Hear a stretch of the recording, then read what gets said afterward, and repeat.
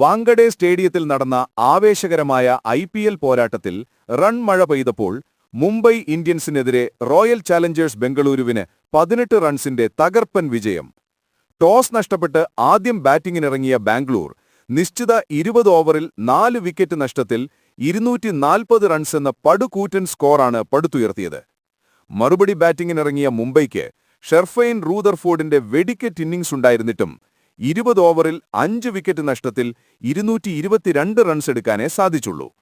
ഈ വിജയത്തോടെ ബാംഗ്ലൂർ പോയിന്റ് പട്ടികയിൽ 6 പോയിന്റോടെ 3-ാം സ്ഥാനത്തേക്ക് ഉയർന്നപ്പോൾ 2 പോയിന്റ് മാത്രമുള്ള മുംബൈ 8-ാം സ്ഥാനത്തേക്ക് പിന്തള്ളപ്പെട്ടു. ബാംഗ്ലൂരിന്റെ ബാറ്റിംഗ് നിര തുടക്കം മുതൽ തന്നെ മുംബൈ ബൌളർമാരെ കടന്നാക്രമിക്കുന്നതാണ് വാങ്കഡയിൽ കണ്ടത്. ഓപ്പണർമാരായ ഫിൽ സോൾട്ടും വിരാട് കോഹ്ലിയും ചേർന്ന് 120 റൺസിന്റെ മികച്ച കൂട്ടുകെട്ടാണ് പടുത്തുയർത്തിയത്.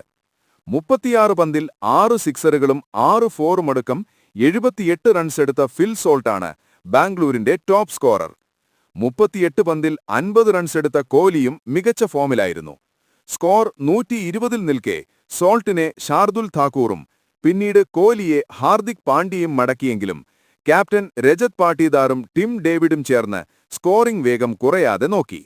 വെറും 20 പന്തിൽ 53 റൺസ് എടുത്ത പാട്ടീദാറും 16 പന്തിൽ 35 റൺസുമായി പുറത്താകാതെ നിന്ന ടിം ഡേവിഡും ചേർന്നാണ് ബാംഗ്ലൂരിനെ 240 എന്ന പടുകൂറ്റൻ സ്കോറിൽ എത്തിച്ചത്. മുംബൈ നിരയിൽ 50 റൺസ് വഴങ്ങിയ ട്രെന്റ് ബോൾട്ട്, 43 റൺസ് നൽകിയ മിച്ചൽ സാന്റ്നർ, 2 ഓവറിൽ 40 റൺസ് വിട്ടുകൊടുത്ത മായങ്ക് മാർക്കണ്ഡെ തുടങ്ങിയ ബൌളർമാർക്കെല്ലാം കാര്യമായ പ്രഹരമേറ്റു. തുടർച്ചയായ 4-ാം മത്സരത്തിലാണ് ബാംഗ്ലൂർ 200-ന് മുകളിൽ സ്കോർ കണ്ടെത്തുന്നത്. 241 റൺസ് എന്ന വിജയലക്ഷ്യം പിന്തുടർന്നിറങ്ങിയ മുംബൈക്ക് പവർ പ്ലേയിൽ 62 റൺസ് നേടി ഭേദപ്പെട്ട തുടക്കം ലഭിച്ചെങ്കിലും നിർഭാഗ്യം വില്ലനായി.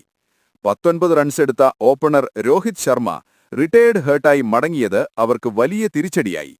മധ്യനിരയിൽ തിലക് വർമ്മയും നമാൻ ധീറും ഓരോ റൺസ് എടുത്ത് പെട്ടെന്ന് പുറത്തായതോടെ മുംബൈ പ്രതിരോധത്തിലായി.